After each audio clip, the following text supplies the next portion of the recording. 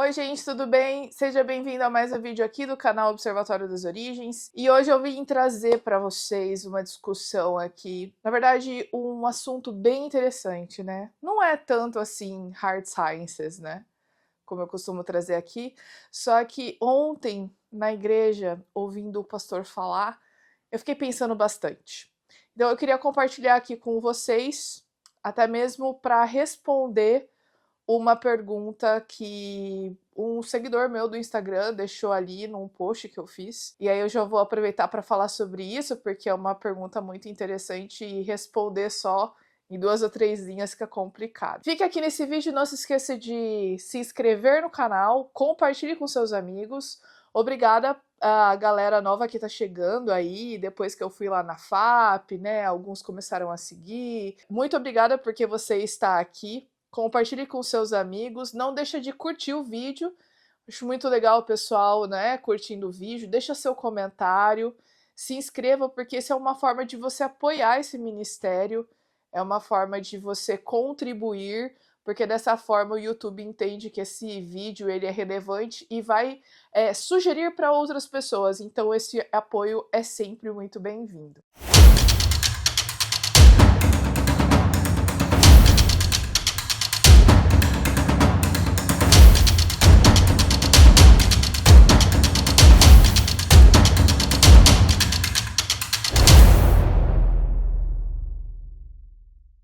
Quem é o seu Deus? Como eu disse para você na introdução do vídeo, eu fiquei pensando bastante a respeito dessa pergunta que eu ouvi ontem, né?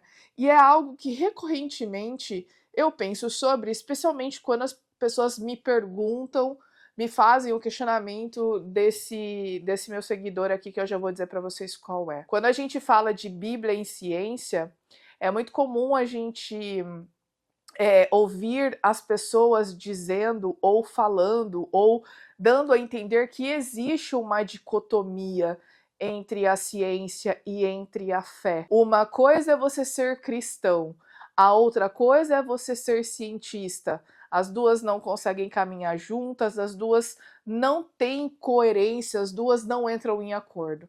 Gente, não existe mentira mais deslavada no mundo que essa. E eu digo para vocês que nos últimos tempos eu tenho estudado bastante a esse respeito. Como você sabe, eu faço um mestrado em fé e ciência na Faculdade de Teologia de Sagunto, lá na Espanha, e eu tenho uma disciplina que chama História e Filosofia da Ciência. E eu acabei de ler uma carta que Galileu Galileu enviou para uma grã-duquesa na Toscana. Isso, gente, tem, sei lá, 400 anos, tá? Todo mundo reconhece aqui a importância dos estudos e da contribuição de Galileu para a ciência, especialmente na astronomia. Foi um cara, assim, foi um gênio, né? E a gente sabe da história de que ele estava sendo acusado e foi processado pela Inquisição, inclusive foi condenado, né? Porque ele estava fazendo observações e chegando a conclusões que questionavam o dogma da época em relação à astronomia, que era a Terra era imóvel, não tinha movimento nenhum, estacionária, todos os outros corpos celestes tinham um movimento ao redor da Terra, que foi o movimento do geocentrismo, né? Um movimento aí ptolomaico, o modelo, né, de Ptolomeu a respeito aí dos corpos celestes.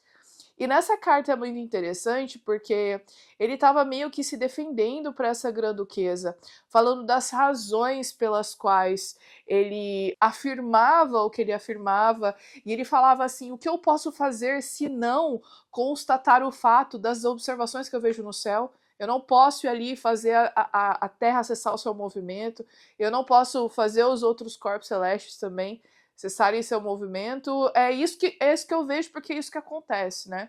E lógico, o Galileu fez estudos, usou cálculos matemáticos para embasar aquilo que ele estava dizendo, mas ele, inclusive, a gente tem essas informações porque ele se comunicava muito com as pessoas e falava isso: olha, eu tô indo na impressora, na imprenta, né, na gráfica, porque eu vou publicar um documento em que eu falo que eu descobri 4 novos planetas.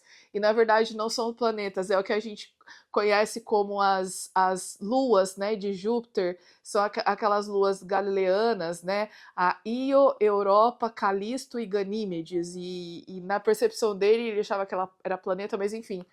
E a gente sabe dessas informações por causa dessas correspondências, e nessa correspondência que eu disse para você que eu acabei de ler, inclusive eu posso até colocar o PDF para você ler aqui se você quiser dar uma olhada, ele argumenta a favor das suas mudanças, ele fala um pouco da interpretação bíblica, de algumas coisas que as pessoas naquela época estavam entendendo como literais, mas na percepção dele não deviam ser levados em conta literalmente, como alguns milagres da Bíblia, como o de Josué que o sol parou, aquela coisa toda, né? Mas ele também fala de muitas evidências que fazem com que ele creia em Deus, né? Ao contrário do que os padres da Inquisição estavam afirmando e queriam condená-lo porque ele estava sendo herético, que ele estava indo contra os ensinamentos da Bíblia. Ele falava, não, as coisas que eu tô vendo falam justamente a respeito do Deus da Bíblia, né?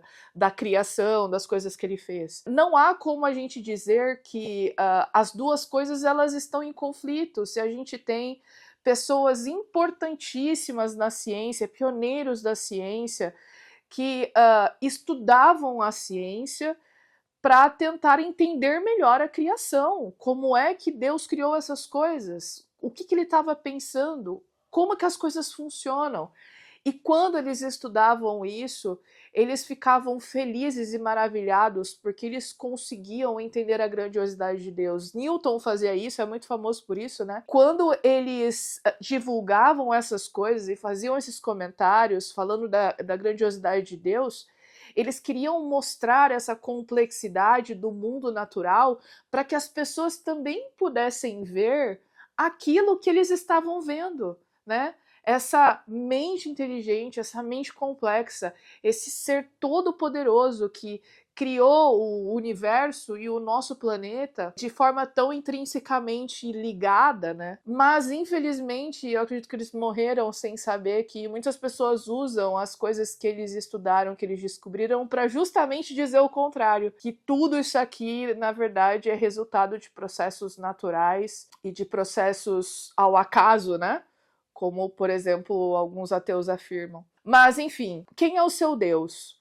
E qual é a definição de Deus que eu vou usar aqui para você? E daqui a pouquinho você vai entender o porquê que eu tô falando de Bíblia e de religião e de ciência, tá? Veja, Deus é tudo aquilo que ocupa a prioridade na sua vida.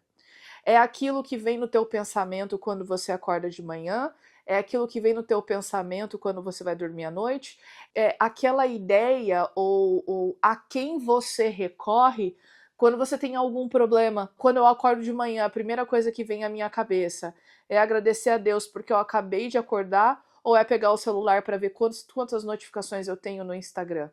Quando eu vou dormir, a primeira coisa que me vem à cabeça é a gratidão porque Deus esteve comigo durante todo esse dia, ou é aquela preocupação com o dinheiro do dia de amanhã. E veja, a preocupação com o dinheiro, não estou dizendo que não é importante, mas se Deus nos deu todos os nossos recursos e a gente tem situações difíceis, então por que não esperar que ele nos ajude a resolver esses problemas, né? Hoje, no contexto que nós vivemos, a gente é muito tentado a ter diversos deuses, que pode ser o dinheiro, pode ser o teu trabalho, pode ser os teus relacionamentos, pode ser a rede social em que você vive constantemente dependendo da aprovação de outros, quantas curtidas eu tenho, quantos seguidores eu tenho, por que eu abri esse canal, por que eu fiz esse perfil, ele não tá crescendo, será que as pessoas não gostam de mim, enfim.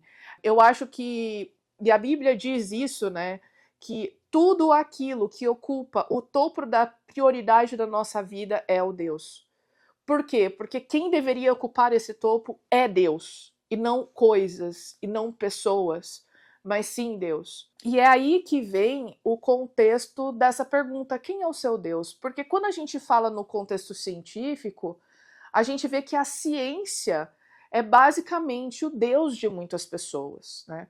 Porque se eu não encontrar evidências científicas o suficiente para mim não é suficiente e eu não acredito nisso. Se eu, por meio da ciência, não chegar a essa resposta que eu preciso, então para mim não é suficiente, esse Deus para mim não é suficiente. Tudo é ciência.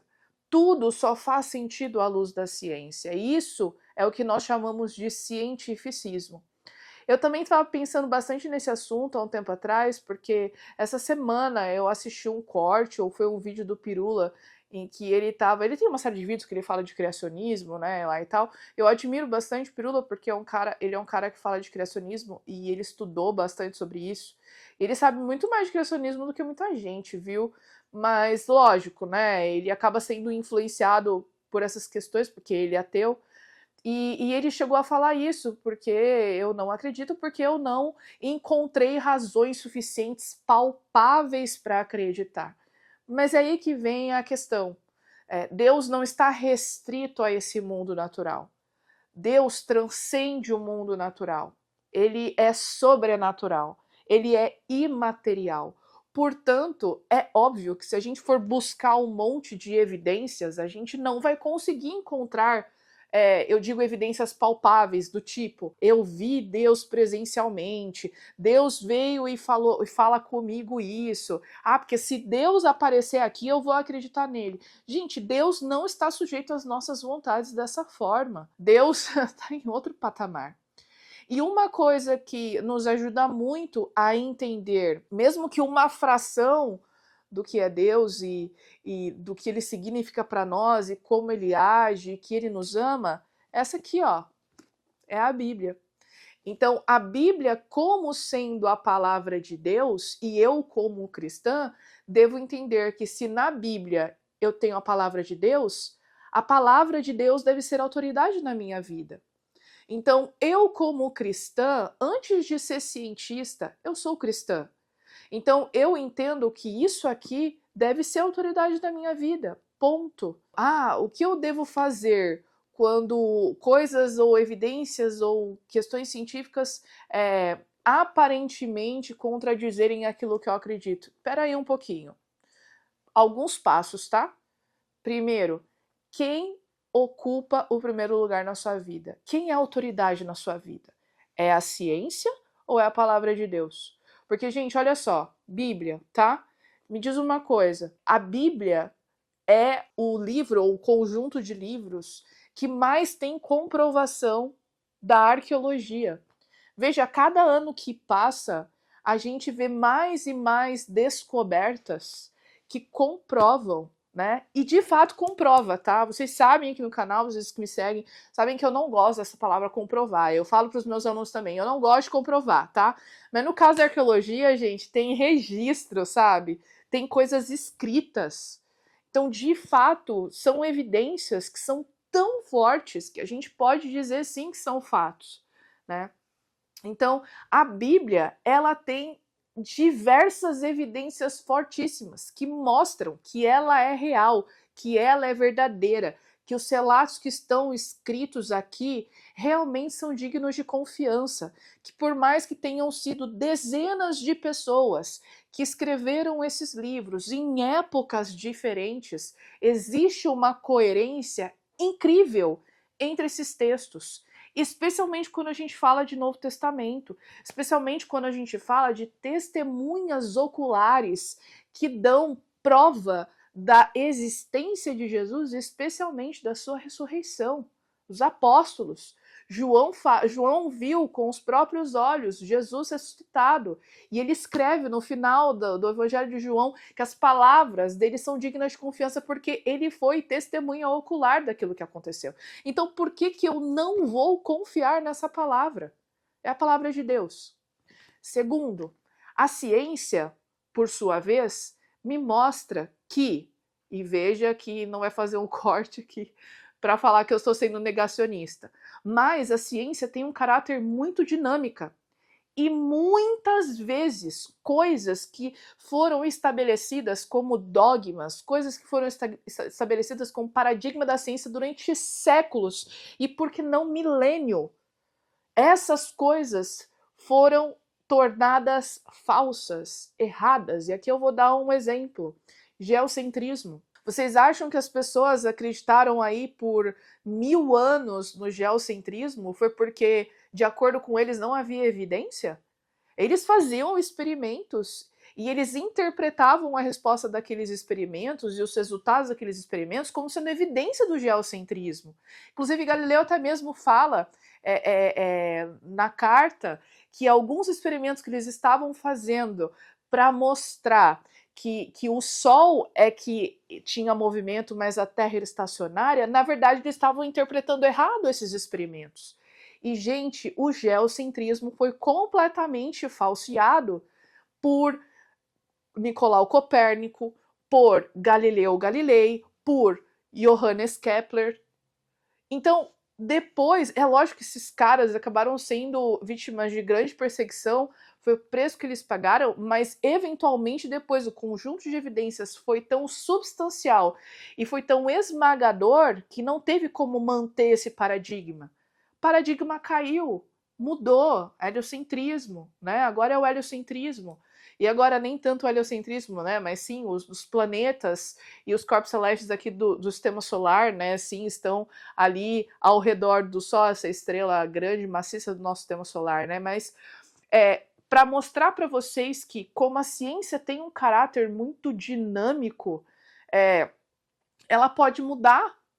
Diversas situações que a gente pensava que estavam ali registrados na pedra, no outro dia mudou. A gente tem o exemplo da questão da febre puerperal, agora eu não vou lembrar do médico, que ele descobriu, veja só, no século XIX, no período que foi conhecido como Revolução da Higiene, também tem a ver com Pasteur e tal, Louis Pasteur, que o fato das pessoas lavarem as mãos e os instrumentos cirúrgicos fazia com que as mulheres morressem menos após o parto. Por quê? Porque o médico descobriu que os instrumentos que eles usavam no parto das mulheres eram os mesmos instrumentos que os alunos usavam nos corpos, nas aulas de anatomia, gente. E não lavavam nada, as mãos, os cirurgiões não lavavam as mãos. Mas ele fez as observações, ele fez a pesquisa dele e chegou à conclusão que era só lavar e esterilizar os instrumentos e as mãos. Mas depois ele foi considerado como louco, foi colocado num hospício. Por quê? Onde já se viu lavar a mão para fazer uma cirurgia? Mas eventualmente depois, a quantidade de evidência era tão grande, especialmente com os trabalhos de Galileu lá em Paris, trabalhos de Pasteur em Paris, que eles chegaram à conclusão que sim, a gente precisa ter condições mínimas de higiene. Então veja, a ciência, quando a gente para olhar para a história da ciência, ela nos dá muitas evidências de que o conhecimento científico, ele muda o tempo inteiro. Ao contrário, a palavra de Deus, ela não muda. Ela não pode ser mudada. De Gênesis a Apocalipse, ela não muda. E é isso que faz com que nós tenhamos confiança na palavra de Deus. Porque ela traz estabilidade à nossa vida. Ela fala do caráter imutável de Deus. A ciência não, a ciência é feita por homens. A ciência é feita por pessoas que têm interesses econômicos, têm interesses políticos, têm interesse em se autopromover. O cientista quer ficar famoso, ele quer ficar conhecido, ele quer ver o seu trabalho sendo reconhecido. Por que não? É justo. Mas muitas vezes alguns acabam usando subterfúgios ilegais ou desonestos para que isso seja possível. A gente tem esse contraste muito interessante. Quem é o seu Deus? Aquele que nos deixou a palavra dele, que é imutável e digna de confiança? Ou uma instituição que é feita por homens? Que sim, é muito importante. A gente precisa confiar na ciência, a gente precisa confiar no conhecimento científico. Ao mesmo tempo, ela muda o tempo inteiro. Ela muda o tempo inteiro, não é igual a palavra de Deus. E aí, nesse contexto, eu quero ler para vocês o comentário do Iago, que deixou uma mensagem aqui para mim no Instagram. Ele falou o seguinte, ó: como o cristão pode fazer ciências e não ter conflito de interesse na hora que descobertas científicas irem na contramão da Bíblia? Primeiro de tudo, quando a ciência é feita da forma correta, da forma honesta, ela nunca vai contra a Bíblia. Ela vai confirmar as coisas que estão na Bíblia. Essa é a primeira coisa importante. Eu diria, inclusive, que essa é a segunda coisa, tá? Porque é a primeira coisa. Será que a Bíblia é a prioridade? Ela é a primeira coisa que nós devemos seguir? Independente do que as pessoas falem? Independente do que as pessoas dizem do que é certo ou não? Se o mundo inteiro está dizendo que algo é certo, mas esse algo vai contra a Bíblia, o mundo inteiro está errado. Quem é a prioridade na minha vida? É a palavra de Deus ou é aquilo que os homens dizem ser certo? Essa é a primeira coisa. Segunda, né? Foi o que eu falei agora há pouco. A ciência, a boa ciência, ela sempre vai confirmar a Bíblia. A ciência ou o conhecimento científico, vamos parar de ficar falando da ciência como sendo uma pessoa, né? Agora, o conhecimento científico, ele é volúvel e feito por homens. Então, a primeira coisa, isso acontece comigo, tá? Às vezes, quando eu vejo alguma notícia, alguma afirmação de alguém dizendo algo que vai contra a Bíblia, eu paro para analisar. Pera aí um pouquinho. Quais são as evidências nas quais ele se baseou para dizer o que ele está dizendo? Aí eu vou lá e vejo, então peraí um pouquinho. Ele está fazendo uma interpretação baseado na cosmovisão dele. Será que eu posso fazer também uma interpretação dessa mesma evidência que possa ter sentido na minha cosmovisão? Na maior parte das vezes, é possível. Então, a gente precisa avaliar com muito cuidado essas possíveis contradições que a ciência traz em relação com a Bíblia. E é lógico que a gente termina sempre falando da grande discussão, criação e evolução. Lembra, a gente está falando aqui de cosmovisão, ou seja, são conjunto de princípios, de ideias filosóficas que moldam a forma como eu vou ver as coisas, né? E essa cosmovisão ela vai ter muita importância, especialmente em áreas da ciência em que eu não tenho muitas evidências para preencher as lacunas. Eu preciso criar ou eu preciso fazer inferências, interpretações daquele registro que é muito pobre. Você já sabe que eu estou falando das questões relacionadas à ciência histórica, a fósseis e a tudo isso, né? Então a gente precisa ter bastante cuidado. Iago, eu não vou dizer para você o que você deve fazer. E talvez se você, como o Iago, também tenha tido essa dúvida, assim como eu também já tive, eu não vou dizer para você o que fazer. Eu não vou te falar assim, olha, vá e siga a Bíblia e negue a ciência. Ou vá e siga a ciência, negue a Bíblia. Eu não vou te dizer isso. Mas o que eu vou te dizer é, primeiro de tudo, quem é o seu Deus? Quem ocupa prioridade na sua vida? Quem é a regra de fé da sua vida? Primeiro. Segundo, qual o papel que a ciência ocupa na sua vida? Ela deve ser importante, claro, a gente não deve negar as pesquisas, a forma com que a ciência funciona, mas a gente deve pesar esse conhecimento científico com base no nosso alicerce. E terceira coisa para encerrar, ore. Ore muito a Deus. Se você realmente quer segui-lo, se você realmente quer conhecer a Bíblia, se você realmente quer que ele seja a coisa mais importante para você, mas ainda assim você é um cara da ciência, você é uma menina da ciência, você gosta disso, e é saudável que você tenha dúvidas, questionamentos, que você entre em conflito. Mas se ainda assim, ore, gente, ele vai te responder, ele vai te iluminar, ele vai mandar alguém para conversar com você, ele vai fazer aparecer algum texto para você ler, ele vai fazer alguma passagem da Bíblia para você ler, mas ore para que o Espírito Santo haja no teu coração e esteja disposto a ouvir e peça a ele sensibilidade para você entender e para que você possa seguir aquilo que ele te falar, mesmo que aquilo esteja porventura, sei lá, contra aquilo que você pensou a vida inteira. A gente precisa estar disposto a crer, mas essa fé também precisa ter evidências. E, gente, existem muitas evidências para crer que Deus existe, que Ele nos criou. Bom, eu espero que você tenha ficado até o final, que você tenha gostado da discussão. Deixa aqui nos comentários o que você acha desse assunto. Próximo vídeo eu vou dar uma lida e a gente pode ir conversando sobre isso, tá certo?